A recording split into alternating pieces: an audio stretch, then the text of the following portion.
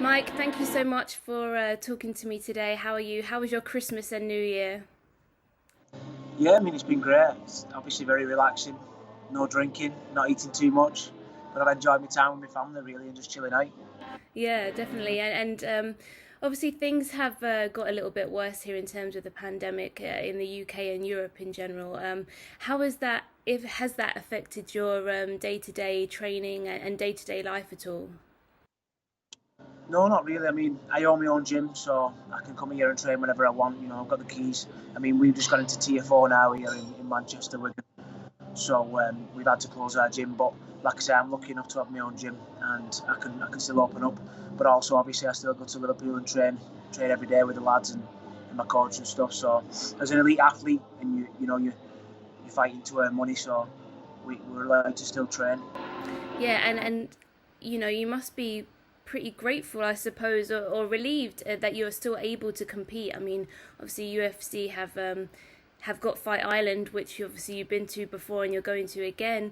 I mean, that must be quite a relief to be able to still compete, knowing that everything is pretty much shut down here in the UK and Europe. Yeah, you've got to take your hat off to Dana, really. I mean, he's kept it going. In 2020, he kept us all in work, and 2021, I think he's gonna do the same, if not better, really. And yeah, you've got to take your hat off to him. I mean, like I say, I've still been able to fight and earn money and for my family and stuff. So it's a blessing, really, that we've had that chance and that opportunity. Because obviously here in the UK, like you said, there's not much shows going on, not MMA shows going on anyway. So like I said, there's only really the UFC and maybe Bellator that's going ahead, really doing much. Yeah, definitely. And what was your time like? Obviously, you went out to Abu Dhabi Fight Island back in July. What was that overall experience like for you?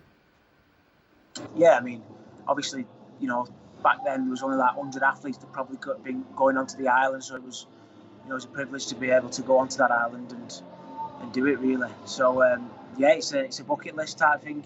I mean, not many people who's going to be able to have said they've ever really done that, and I'm doing it twice. So yeah, again, I'm grateful for that. And the islands, it's amazing. It's the obviously it's Abu Dhabi, but he's kind of, he's shut off like 10 miles of it, and you're not going near anyone else, and they've definitely put the work in to make sure we're all safe and stuff like that, and make sure we can fight. So yeah, I'm grateful for that. It's unbelievable.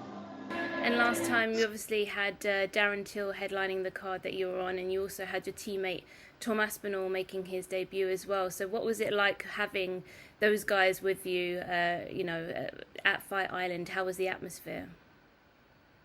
Yeah, like I said, I mean, there's a few of us on the card. There's three lads fighting plus all our cornermen. So yeah, the banter was good, and it was a good laugh. Great to share that experience. First time on the island as well, so it was a good time to share the experience with our teammates as well. Tom, cracking debut. Till had a close fight, but it was a great experience for us all. Yeah, and like you said, obviously Tom had he made a big impression with his debut. It didn't go your way for you and Darren. I mean, what was the emotions like afterwards? It must have been, pretty mixed emotions for you and the team. Yeah, I mean, I'm always happy for my teammates and stuff like that. But yeah, I was pissed off. I wasn't happy. Do you know what I mean? I'm a very competitive person, and no one likes losing. So I was definitely pissed off. But you've got to get back, and got to jump back on the horse and get cracking again. But mixed results. But as a team, we're strong and we've got good people around us. So we're all back in training. We're all ready to go again. Obviously, I'm going January 16th. Hopefully, Tom and Darren are not too far away. So it's Jim's looking great at the moment as well. Yeah, and that was your first loss since 2015, I think it was. So, what was your takeaways from that? Yeah, I mean, obviously 5 years and 10 fight winning streak. I think I was on 9 fight winning streak. So yeah, it was an hard pill to swallow, really. Taking a loss. I think he's a good opponent, and I think he'll do well in the UFC and stuff. But I wasn't too far away, and I reckon I reckon I took the first round. I nearly won him in the first round. It was a close fight. But although I train hard anyway, there's not much. I can't train much harder than what I've always done anyway. So but it's just different. It's definitely lit a fire in my belly, really, and I've changed a few things, and I'll be coming out in this fight very confident. Although I'm coming off a loss, I'm still coming out very confident. against a tough, gritty fighter in Nik Lentz. But like I say, I know I can finish him and I know I can win this fight. I'm very confident, but the loss hasn't really hindered me too much. It's only good things are going to happen. Yeah, and what kind of changes have you made? Have you looked at that and made changes going forward into this one? Yeah, I never usually watch my opponents, but I've done that a lot more in this fight. So I've studied him, and it's good for my visionary and stuff like that. Where I pictured finishing him, I pictured winning, I gave my hand raise and all that type of stuff. But I never used to watch my opponents. I just leave it to my coach. But I've watched him a lot, and there's a few other things I've changed, but I've not said too much. But I'm confident. Yeah, and obviously you're taking on Nik Lentz, like you said, in January 16th.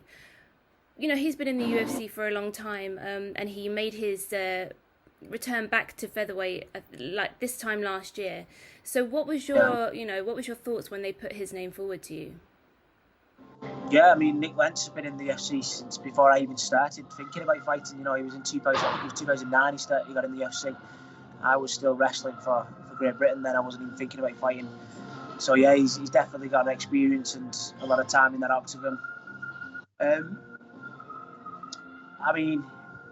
He's got a lot of experience.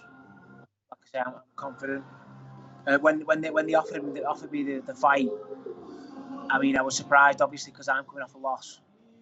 I was surprised about getting that kind of name, because although he's not really ranked and he's not fought for a while, but he's a big name, I think, in the featherweight division, or even in the lightweight division. But he's been top 5, top 7, so he's been up there and been up with the best and fought a lot of good guys. So it's a great name for me to win. Yeah, definitely. And his last 2 didn't go his way. Obviously, he's coming off of 2 losses. What have you thought about his past performances and just his general skill set? Yeah, he's like I say, he's a veteran, and his experience is what's carrying him through the decisions. He's tough. He seems tough to finish. Choke or finish TKO or whatever. He's very rarely gets finished. So he's going to come to fight, but I see a few holes there that I feel I can capitalise on. Yeah, and how do you see this fight unfolding? Obviously, like you say, he's got a ton of experience. What do you think you can expect to see from him January 16th? He seems motivated. He's not fought for a long time. He's got a 2-fight losing streak, so he's going to want to be coming back and getting the win, which could make for a great fight. I'm coming off a loss. He's coming off 2 losses. It could make for a great fight on the night. We're both wrestling backgrounds, and 9 times out of 10, sometimes those get cancelled out, and we end up trying to knock each other out. So it could be a fight of the night again, but it's going to be an interesting fight. But I'm unbelievably confident for this fight. Yeah, and how was your recovery? Because you broke your jaw last time, didn't you, back in July? Yeah. So the first round I was fighting Mosa. I broke my jaw down the side here. It was, and I had that operating straight after. I think it was 2 weeks straight after the fight.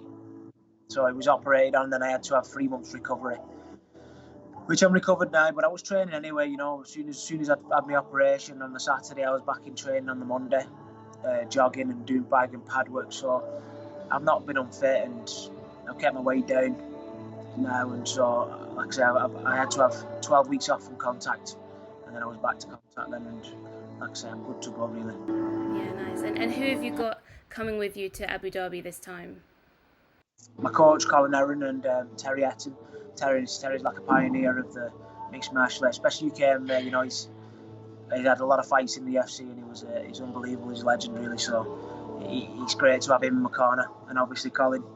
He's the world's best coach in my eyes. So I'm happy that I've got them 2 in my corner. I'm very confident.